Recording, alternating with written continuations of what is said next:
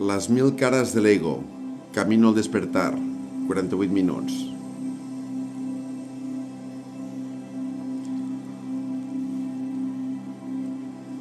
La liberación lo es de algo. ¿Qué es usted para liberarse de qué? Obviamente, debe liberarse de la persona por quien usted se toma. Pues es la idea que tiene de usted mismo la que le mantiene sumido en la esclavitud.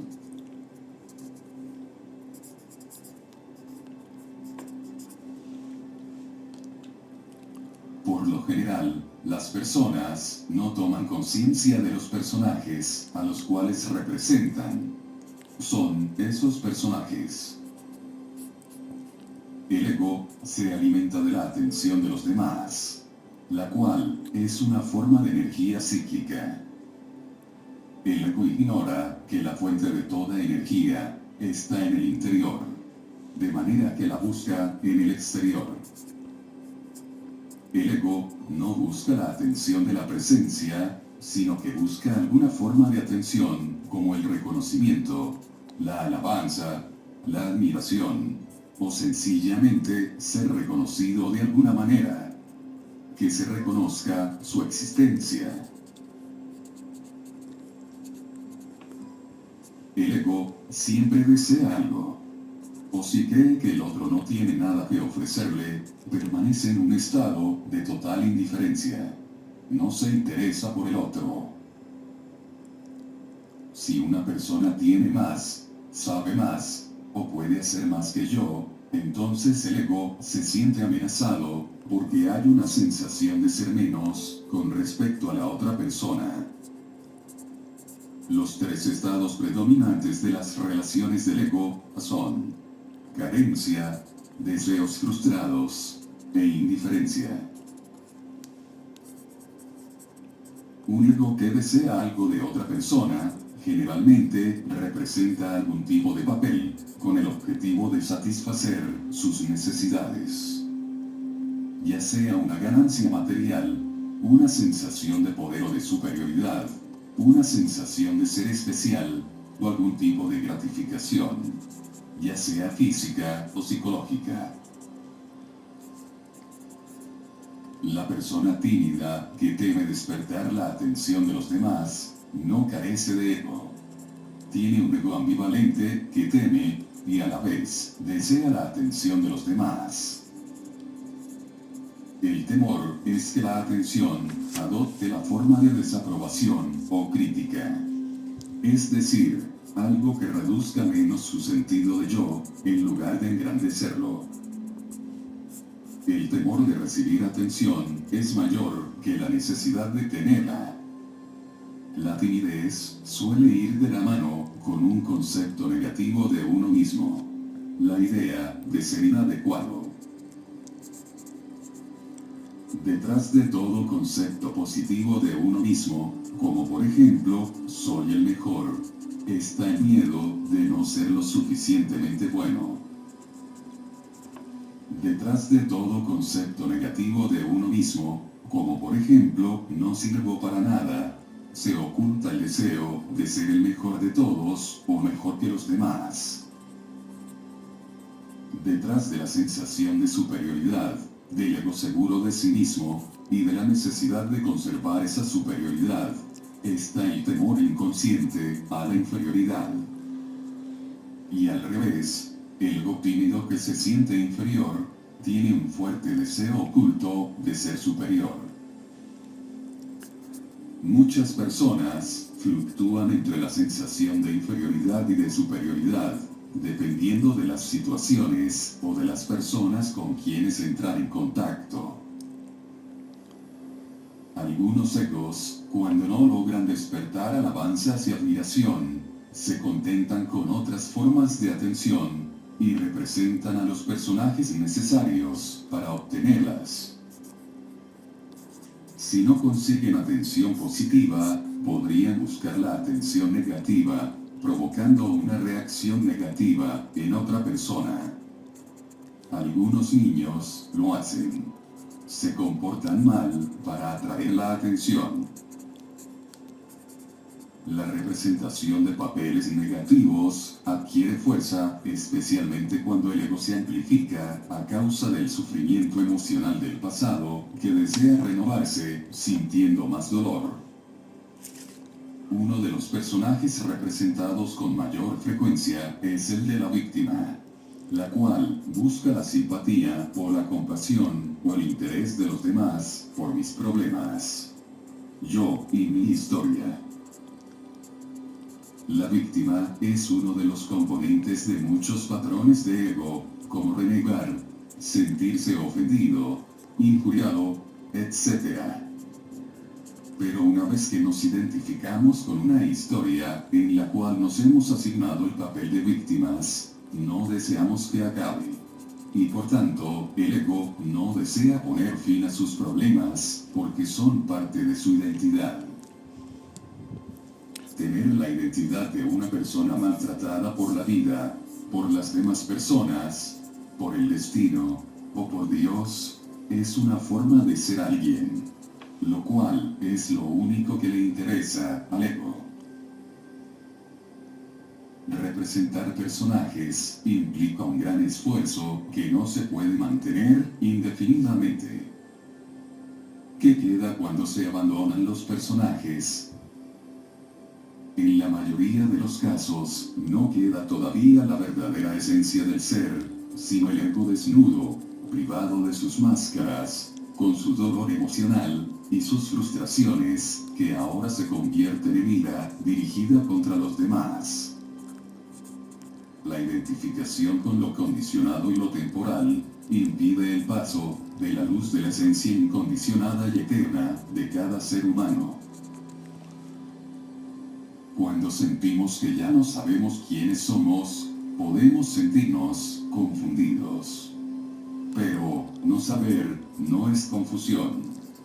La confusión es: no sé, pero debería saber. O no sé, pero necesito saber. ¿Qué le pasa a la confusión cuando nos deshacemos de la idea de que debemos o necesitamos saber quiénes somos? Desaparece súbitamente. Cuando aceptamos plenamente que no sabemos, entramos en un estado de paz y claridad más parecido a lo que somos realmente. Definirse a través del pensamiento es limitarse a sí mismo. Lo que realmente importa no es la función que cumplimos en este mundo, sino si nos identificamos hasta tal punto con esa función que ella se apodera de nosotros y se convierte en el personaje de un drama que representamos. Cuando representamos personajes, somos inconscientes. Cuando reconocemos que estamos representando un personaje, ese simple reconocimiento crea un espacio de separación entre lo que soy y el personaje. Es el comienzo de la liberación. Cuando estamos completamente identificados con un personaje, confundimos un patrón de comportamiento con nuestra verdadera esencia y nos tomamos muy en serio. Todo nos lo tomamos de forma personal. Cuando representamos un papel, nos tomamos muy en serio tanto a la vida como a nosotros mismos. Entonces, se pierde la espontaneidad, la alegría y la despreocupación. Cuando estamos lo suficientemente conscientes para observar nuestras interacciones con los demás, podemos detectar cambios sutiles en nuestra forma de hablar, nuestra actitud y nuestro comportamiento, dependiendo de la persona a quien tengamos delante. Al principio, puede ser más fácil observar estos cambios en otras personas, pero posteriormente podremos detectarlos en nosotros mismos. La forma como nos dirigimos al presidente de la compañía puede ser diferente con la forma como hablamos con el portero. Podemos hablar de manera diferente con un adulto que con un niño. Representamos distintos personajes. No somos nosotros mismos, ni cuando nos dirigimos al presidente, o al portero, o al niño. Mientras más identificadas estén las personas con sus personajes respectivos, más falsa es su relación. Por consiguiente, no sorprende que las relaciones estén plagadas de conflicto. No hay una relación verdadera. Todas las motivaciones del ego están encaminadas a engrandecernos y favorecer nuestros intereses. Y algunas veces las disfrazamos muy bien para que ni siquiera la persona en quien opera el ego las pueda reconocer. El ego tiene la necesidad de manipular a los demás para que lleguen su constante sentido de carencia. Si nos sentimos infelices, lo primero que debemos reconocer es esa infelicidad que llevamos dentro.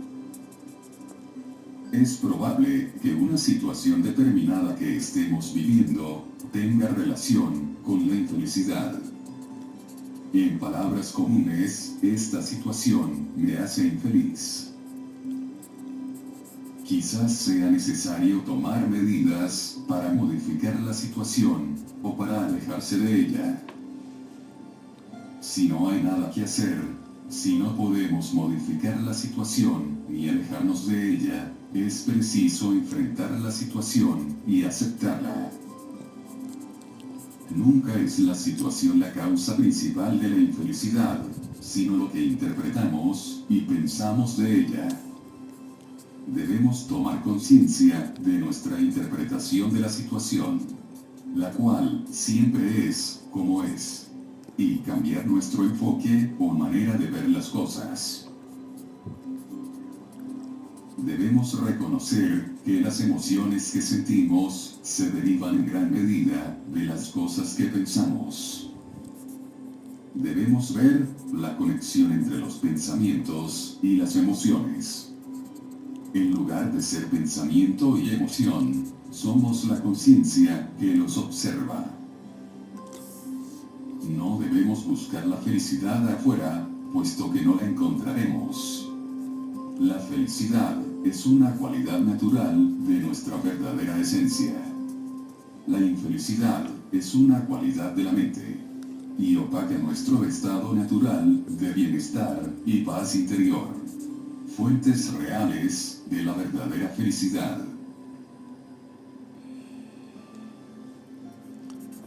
El sufrimiento nos ayuda a adentrarnos en nosotros mismos. Si no sufriéramos, permaneceríamos en la superficie, identificados con las cosas, y no evolucionaríamos. El sufrimiento se debe a la identificación con la forma, pero la paradoja es que a la vez, el sufrimiento erosiona la identificación con la forma. El sufrimiento es producto del ego, aunque con el tiempo lo destruye, pero solamente hasta que uno se hace consciente del sufrimiento. La humanidad está destinada a trascender el sufrimiento, pero no de la manera como piensa el ego. Uno de los errores del ego es el pensamiento: no tendría por qué sufrir. El propósito del sufrimiento es promover la evolución de la conciencia y consumir al ego. El proceso se hace más lento en la medida en que nos resistimos al sufrimiento, porque la resistencia produce más ego. Sin embargo, cuando aceptamos el sufrimiento, se acelera el proceso gracias al hecho de sufrir conscientemente. Es decir, gracias a aceptar el sufrimiento, la transmutación ocurre. El fuego de la conciencia transmuta el sufrimiento y acaba por disolverse.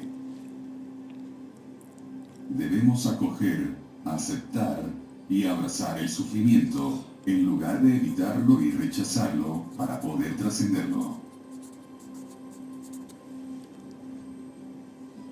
El ego no sabe nada acerca del ser, sino que cree que la salvación final está en el hacer.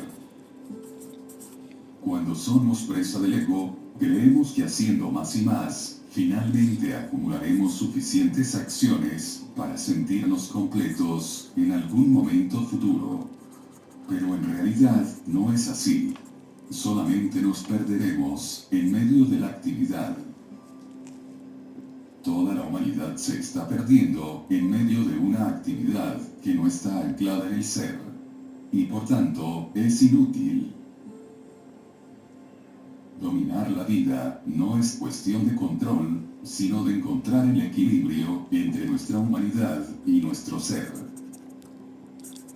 Nuestros personajes y las funciones que cumplimos, como ser madre, padre, esposo, esposa, joven o viejo, al igual que todo lo que hacemos, pertenece a la dimensión humana. Son cosas que tienen su lugar y a las cuales debemos honrar.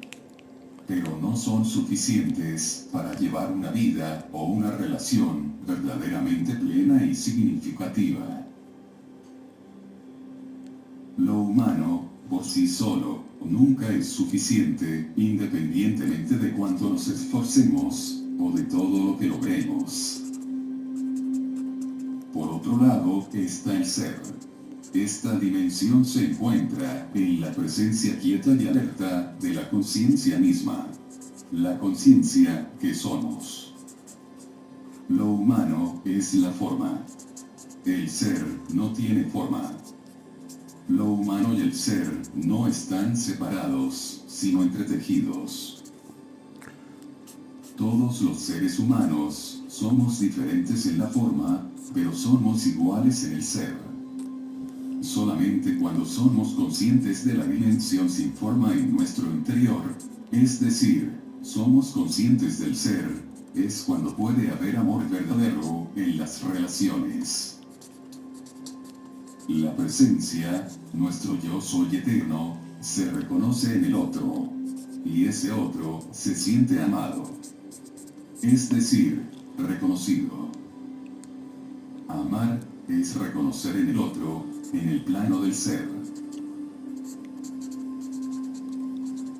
El ansia de amor de todos los seres humanos radica en el ansia de ser reconocidos. No en el plano de la forma, sino en el plano del ser.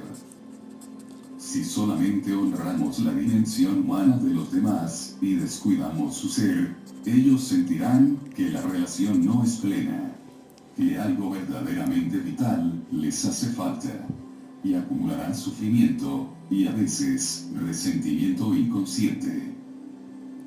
Es algo que sucede mucho también entre padres e hijos. El amor es el reconocimiento de la unicidad en el mundo de la dualidad. El amor hace que el mundo sea menos mundano, menos denso, más transparente a la dimensión divina, la luz de la conciencia misma.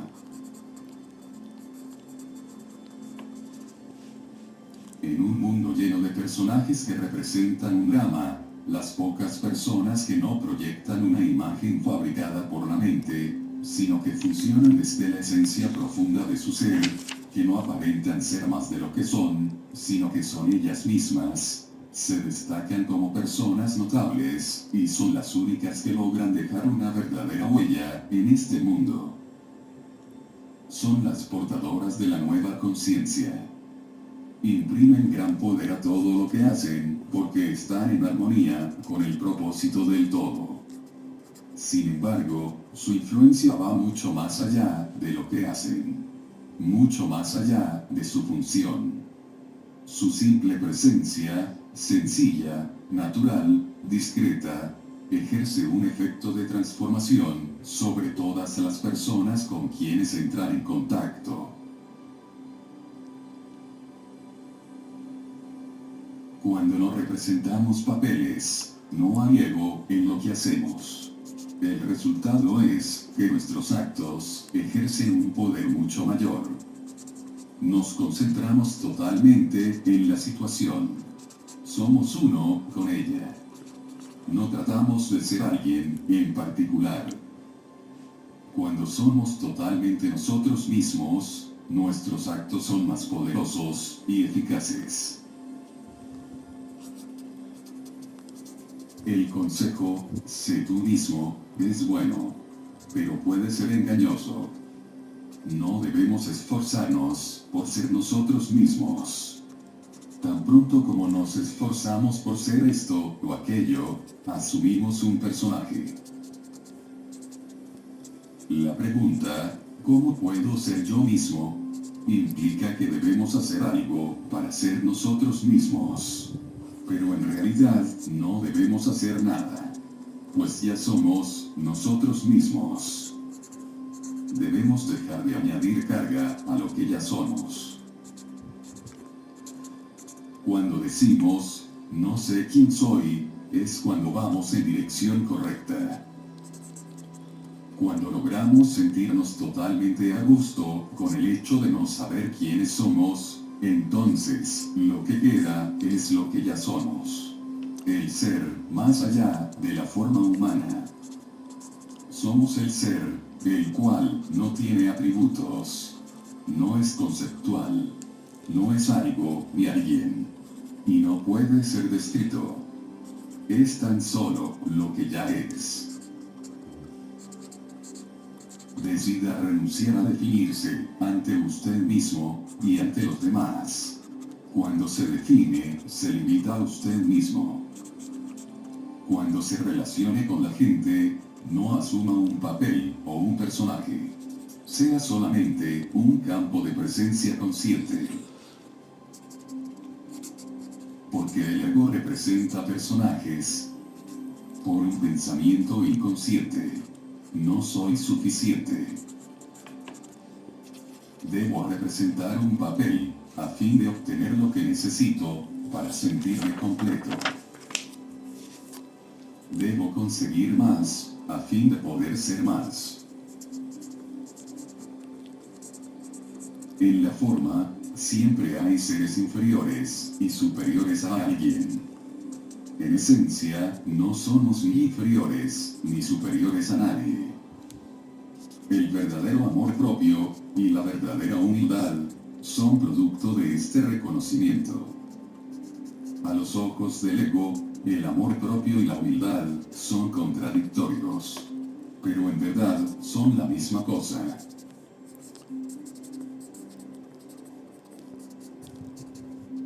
El ego es patológico. Esta palabra deriva del griego antiguo.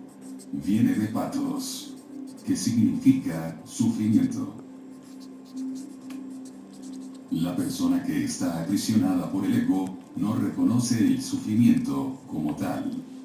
En su ceguera, el ego es incapaz de ver el sufrimiento que se inflige a sí mismo y que inflige a los demás. La infelicidad es una enfermedad mental y emocional creada por el ego, la cual ha alcanzado proporciones epidémicas. Los estados negativos como la ira, la ansiedad, el odio, el resentimiento, el descontento, la envidia, los celos, y demás, no se ven como negativos, sino que se consideran totalmente justificados. Y además, no se perciben como nacidos de nosotros mismos, sino que alguien más nos los ha causado. Te hago responsable de mi sufrimiento. El ego siempre culpa a los demás de sus propios estados negativos.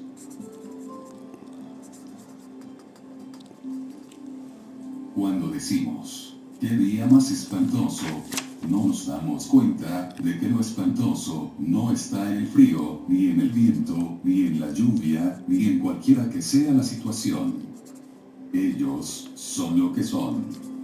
Lo espantoso es nuestra reacción, nuestra resistencia interior, y la emoción creada por esa resistencia. La resistencia siempre es falta de aceptación. Cuando vivimos en un estado negativo, hay algo en nosotros que ansía la negatividad, que siente placer en ella. De otra manera, ¿quién querría aferrarse a la negatividad, hacer desgraciados a los demás, junto consigo mismo? vez que hay negatividad en nosotros, y logramos detectar en ese momento que hay algo que goza con esa negatividad, entonces tomamos conciencia del ego directamente. Cuando sucede esto, la identidad pasa del ego a la conciencia. Y esto significa que el ego se empequeñece, mientras que la conciencia se agranda.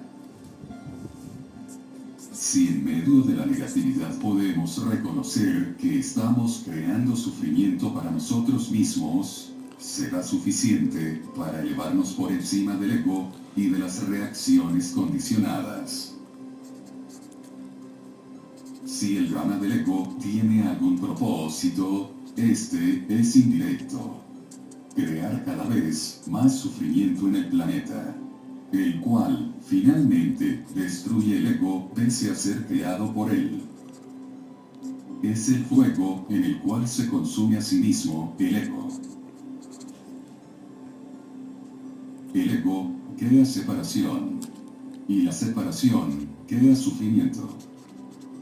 Aparte de las formas de negatividad como la ira, el odio y demás, hay otras más sutiles, las cuales son tan comunes que por lo general no se las reconoce por lo que son. Entre ellas están la impaciencia, la irritación, el nerviosismo, el hastío, etc. Estas formas de negatividad son la infelicidad latente, el estado interior en el cual suelen permanecer muchas personas. Es necesario estar supremamente conscientes y absolutamente presentes para poder detectarlas. Siempre que las detectamos, tenemos un momento de despertar y se suspende la identificación con la mente. Otro estado que pasa desapercibido es la sensación de descontento. Es un resentimiento latente. Muchas personas pasan gran parte de sus vidas en este estado. Se identifican hasta tal punto con él que no pueden tomar distancia para reconocerlo. Los siguientes son algunos de los pensamientos inconscientes más comunes, de los cuales se alimenta la sensación de descontento o de resentimiento latente. Algo debe suceder en mi vida para que yo pueda alcanzar la paz. Y resiento que no haya sucedido todavía. Quizás con mi resentimiento logre que suceda finalmente. Algo sucedió en el pasado que no debió suceder, y lo resiento. Si eso no hubiera sucedido, ahora tendría paz. Me está sucediendo algo que no debería sucederme, y me está impidiendo tener paz. Estas citas anteriores son historias creadas por el ego para convencernos de que no podemos estar en paz en el presente y tampoco ser nosotros mismos. Estar en paz y ser quienes somos es lo mismo. El ego dice: quizás en un futuro podré tener paz si logro aquello que quiero. En general, todo el mundo cuenta la misma historia. Porque no puedo tener paz ahora. El ego no sabe que la única manera para estar en paz es ahora. Aún así, la paz representa la aniquilación del ego. ¿Cómo podemos alcanzar la paz? La paz está en el momento presente. El momento presente es el campo en el cual transcurre el juego de la vida. No puede jugarse en ningún otro lugar. Al ego le encanta estar resentido con el momento presente. Cualquier cosa que es. Esta oposición o resistencia crea la negatividad de la cual se alimenta el ego. La infelicidad que tanto le gusta. De esta manera, sufrimos y hacemos sufrir a los demás, sin darnos cuenta de que estamos creando el infierno en la tierra.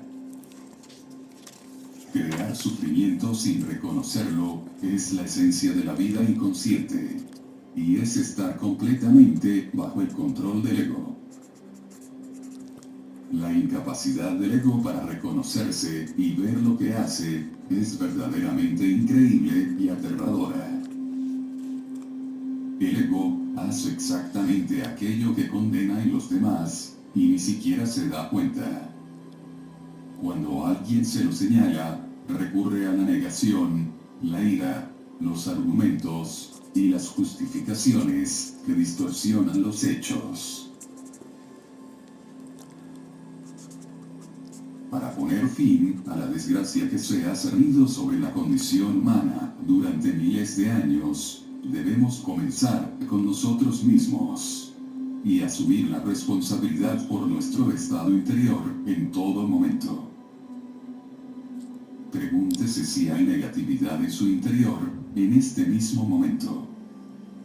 Entonces, preste atención a sus pensamientos y a sus emociones. Esté alerta a esa infelicidad latente en cualquiera de sus formas. Descontento, nerviosismo, hastío, etc. Tan pronto como tome conciencia de un estado negativo en su interior, significa que ha tenido éxito. Pues mientras no hay conciencia de la negatividad, prevalece la identificación con estos estados interiores negativos. Y esta identificación es el ego. Cuando hay conciencia, se suspende la identificación con los pensamientos, las emociones y las reacciones. Entonces, cambia nuestro sentido de lo que somos. Antes éramos pensamientos, emociones y reacciones, y ahora somos conciencia. La presencia consciente que observa esos estados. Liberarse del ego realmente no representa un gran esfuerzo. Lo único que se necesita es tomar conciencia de los pensamientos y las emociones en el mismo momento en que suceden. No se trata de hacer, sino de ver. Es un darse cuenta. Cuando se produce el cambio de pasar de pensar a observar, entra a operar en nuestras vidas una inteligencia muy superior al ego. Las emociones y los pensamientos se despersonalizan. Dejan de estar cargados de yo. Son solamente emociones y pensamientos. Pasamos a ser la luz de la presencia. La conciencia profunda que antecede a los pensamientos y las emociones.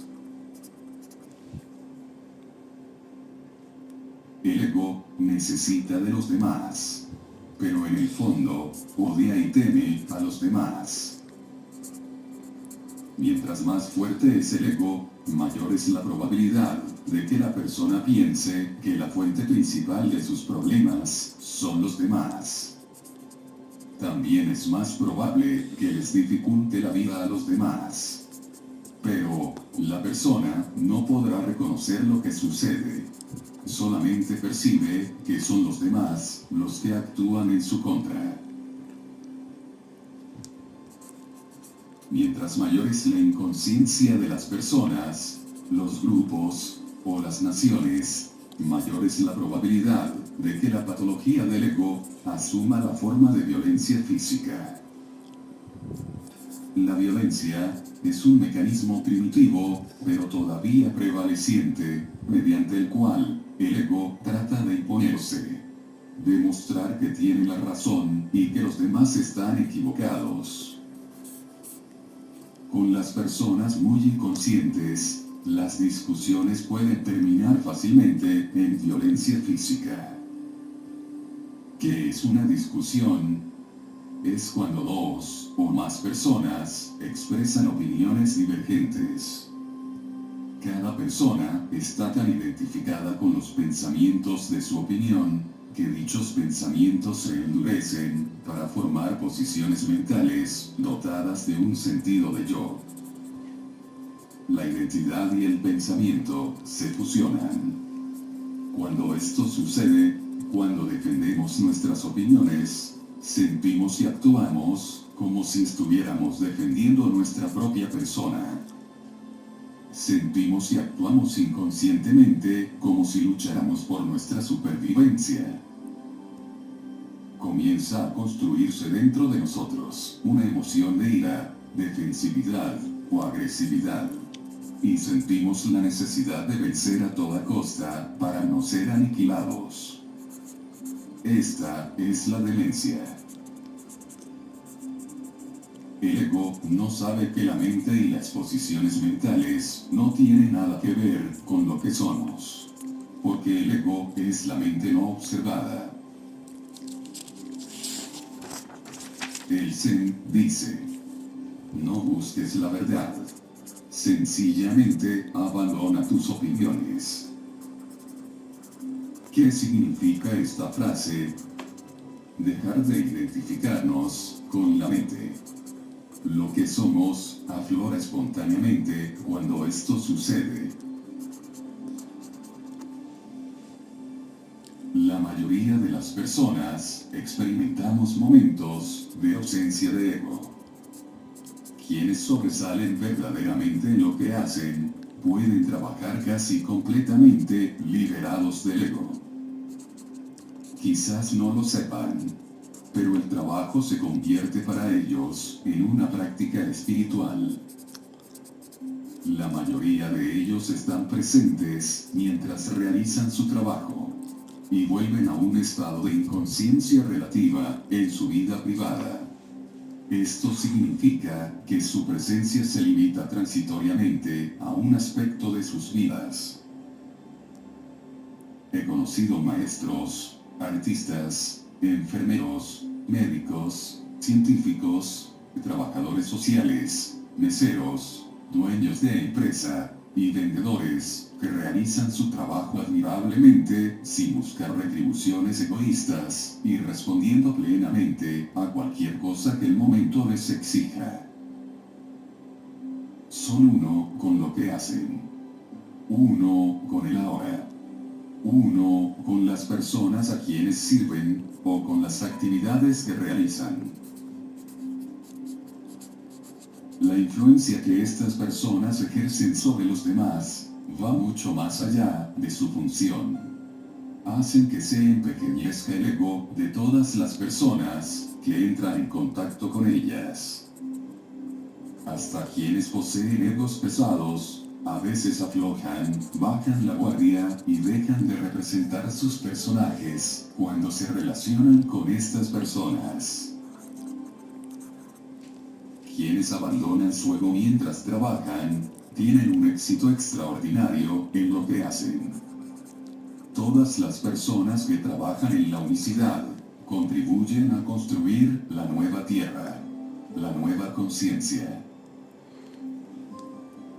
En algunos casos, el ego personal parece disolverse por completo cuando la persona dedica toda su vida a trabajar desinteresadamente por el bien colectivo, sin exigir retribuciones, reconocimiento o engrandecimiento personal.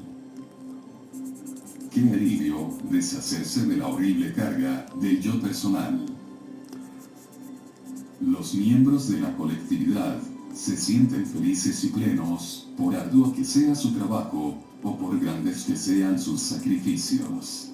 Al parecer, logran trascender el ego. Por otro lado, hay muchas personas que son técnicamente buenas en lo que hacen, pero cuyo ego interfiere permanentemente en su trabajo. Solamente ponen una parte de su atención en lo que hacen, mientras que la otra parte está fija en sí mismas. Su ego les exige reconocimiento personal. Y desperdician energía en resentimientos cuando no reciben suficiente. Y nunca nada les basta. Muchas tienen su atención puesta en el dinero o el poder. Y su trabajo no es más que un medio para esa finalidad. El trabajo que se convierte únicamente en un medio para alcanzar una finalidad, no puede ser de alta calidad. Muchas personas, sin saberlo, sabotean su propio trabajo cuando retienen información o ayuda. O tratan de obstaculizar a las demás personas para impedir que tengan más éxito o reciban más crédito que yo. El ego no sabe que mientras más incluye a los demás, mejor fluyen las cosas y más fácilmente recibe todo lo que anhela.